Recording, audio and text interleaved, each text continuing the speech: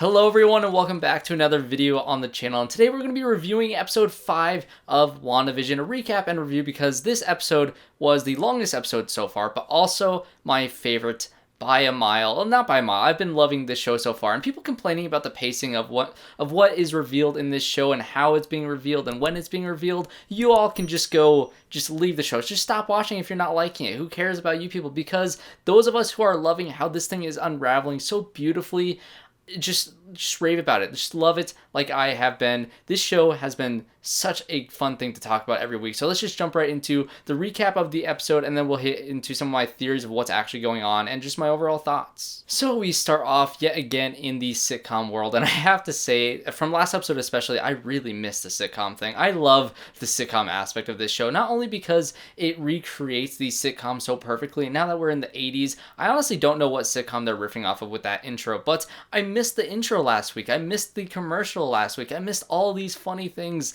that they have, and so how accurate they are in recreating these sitcoms. It's really amazing how even the performances of how the people in Westview, when they're, as their sitcom characters versus their real life characters, and how there's a shift in their performance, and you can very clearly see that shift in the way that they're performing, how well it fits in each era of sitcom, and I think that's brilliant. So we start off the episode with Wanda and Vision, and the two babies. She can't get them to stop crying, or neither of them can get them to stop crying, and even Agnes comes in. There's a whole weird moment where she says, oh, should I go back to the beginning of the scene? Should I go back up to the top? And Vision starts to get an inkling of what's actually happening. He starts being even more suspicious than he already was in the last episode, or in the last couple episodes. And so you're starting to see Vision's arc throughout this episode start here, but then the kids just decide to grow up to 5 years old, and I absolutely love this because it's very entertaining to watch them as parents dealing with the babies, then them dealing with them as 5-year-olds, and then the dog comes into the show, and they want to raise a dog, and it's kind of about, or at least a sitcom is about, Wanda and the kids learning about life and learning about death when this dog later on in the episode dies. And the entire sitcom aspect of this episode was very entertaining, to say the least. But that's not all the episode was. This episode also bounced back and forth between the outside of Westview and inside of the whole sitcom thing, along with the Vision storyline, which I'll get into in a minute. But on the outside, you have Monica Rambeau. Now, outside of this world, she's starting to realize what's been going on, and she's kind of saying that it was painful and that Wanda really was in her mind making her do these things. And even though she really believes that Wanda is not doing these things to harm these people, everybody else seems to believe that. And even when they are able to send the drone with the 80s technology, because Wanda won't change that because it fits inside of the world that she has created, it's a very clever way to get into this. The rocket shoots out and she stops it, and you get to see that scene that we saw in the trailer earlier this week of her walking out of Westview and pretty much threatening all of SOAR that if you ever come back in here, you are done. She puts up even harsher border around Westview, and she means business. In this entire sequence, you also get to know a little bit more about what happened just before this whole sitcom thing started, with Wanda breaking into the SOAR facility, taking Vision's body, and essentially reincarnating him inside of this world. So we still don't know why it's a sitcom. We don't know how she was able to bring him back and whether or not that's actually Vision, because he doesn't seem to have the memories he had of before Westview. He has none of that. So is Vision just a construct of Wanda from bottom to top, or is it actually Vision? And also, as a side note, I do love seeing Darcy, Jimmy Woo, and now Monica Rambeau all interacting with each other, because this is our team on the outside, and they are very entertaining. I'm really glad that they brought back these very minuscule characters from the other movies. And another thing, Monica Rambeau hears the mention of Captain Marvel, and she kind of dips out for a minute. She wants nothing to do with any sort of mention of her name. So a little bit of an interesting story of what could possibly have happened between those two characters in the time that they last saw when she was a kid to now in the present time. So that's an interesting thing for the possibility of Captain Marvel 2 bringing this character into that film as well. So interesting thing to look out for. But essentially, after Wanda, walks out of the force field and threatens all of SWORD, she walks back in, we get our smash cut to commercial. And I gotta say, I love this commercial because there's a quote in it where it says, "Lagos, for when you make a mess you didn't mean to," which again, like, I grew up watching all of, and still all these commercials of these paper towels, very, very accurate. It's very funny. And Lagos, isn't that the city in Captain America Civil War? I don't exactly quite remember what happened in that city, but I remember the giant title card in Civil War saying Lagos. I don't know what happened there. Is that where she blew up that place at the very beginning of the movie? I think it was, but comment down below if I'm wrong on that.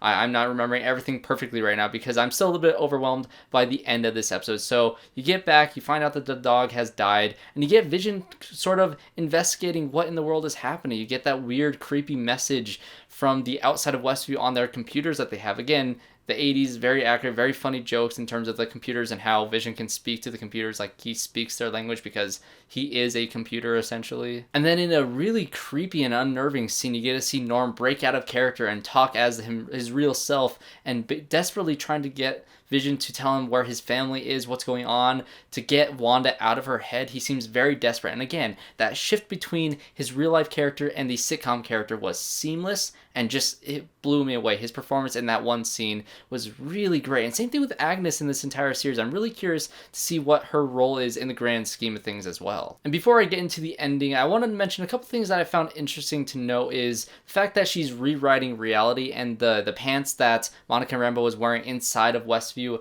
outside was basically just her bulletproof vest transforming into that. So she's rewriting reality, which is a very interesting way of them discovering what her abilities are and what she can possibly do. And then you also get the kids saying that the kids have some knowledge of what Wanda is able to do because they asked her to revive the dog after the dog is killed. And so it's a very interesting thing of these kids are essentially made by Wanda through Wanda alone. Maybe Vision has something to do with it, but these kids are a creation of hers. And so maybe some of her memories or some of her abilities pass through to these kids, and that kid, I believe actually the Billy character is telepathic like his mother, and then the other kid is fast like Quicksilver. I think that's the power set that those two kids eventually have. So maybe it's him reading the mind of Wanda, or maybe these kids have some knowledge because they come from Wanda directly. And also there's a mention that Wanda Maximoff actually does not have a superhero name yet. She's not been known as Scarlet Witch for the entirety of the MCU, which I guess we have always known because they never exactly called her that in the movies that we've seen her in so far. And so by the end of the show, we will get essentially the origin story of Scarlet Witch, who is, I believe, a villain mainly in the comics. She's not really known to be a hero in the comics. So we're going to get the Scarlet Witch origin story in the show, which is very exciting. But here we are at the end of the episode. And forgive me if I missed anything because there was so much that happened in this episode. But you get Wanda and Vision arguing. Vision is basically confronting Wanda for the first time, knowing that something is wrong. He's saying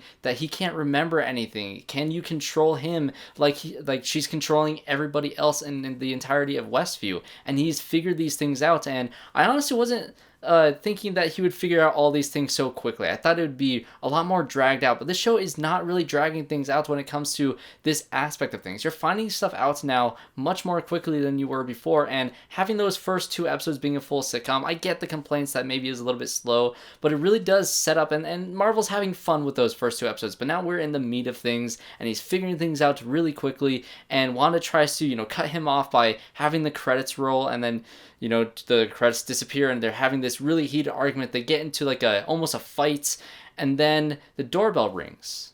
And Wanda is very insistent that she did not cause that, and she doesn't remember starting all of this. So I do think there is an aspect of Wanda creating this thing to bring Vision back, but unbeknownst to her, she probably got some other outside force in the multiverse to try to break into this world through her. I think that's what's happening. That is my theory, because she opens the door and Darcy gets to see this on the sitcom episode. They recast Pietro, Evan Peters as Quicksilver, who was in the X-Men movies, and I knew this going into the show because there was a toy leak way back a couple months ago. I believe the Funko Pops revealed that Quicksilver was going to be in the show, but it wasn't the Quicksilver that we thought. It wasn't Aaron Taylor Johnson, but rather it was Evan Peters' portrayal of that character in movies like X-Men Days of Future Past, X-Men Apocalypse, and X-Men whatever the last, Dark Phoenix. God, that movie. So we get our first entrance of another outside character in the multiverse bringing into this episode, and she seems completely and utterly shocked and unbeknownst of what is actually going on. So I definitely think there is some outside force. It's not just her grief and sadness that caused this whole thing. I think that may have started it, of her desperation of wanting to bring Vision back, but there is some outside force causing something to be happening in her, whether it's that outside force causing her to harm these other people, or maybe she's doing that herself. I really don't know. I'd love to hear you guys' thoughts in the comments down below, but I absolutely loved this episode. I thought the comedy in terms of the sitcom thing worked. I really missed the sitcom thing from last episode, so I'm glad we got a lot of that, but I'm glad that we get to weave through the outside stuff with Sword in this episode as well, because a lot of interesting stuff is happening out there, and the script in this episode was much better than the last one, because I thought the last one with the whole Sword thing, some of the dialogue was so on the nose, and they're kind of breezing through it very quickly, but it's nice that we got a nice long episode of this show, or long in terms of this show. It was 42 minutes long with credits, so probably a little over 35 minutes long total runtime, but that is my review and recap of this episode. Let me know what your guys' theories are down in the comments down below, because I'm very interested in what you guys think is really happening. So again, thanks guys for watching. I have a bunch of reviews out for my Sundance Film Festival. I reviewed 10 movies for that, so I had a video out every single day this entire week, which was a lot of fun, but I have been having a lot of fun reviewing WandaVision as well, so stay tuned for next week. Subscribe, and I hope to see you all in my next one.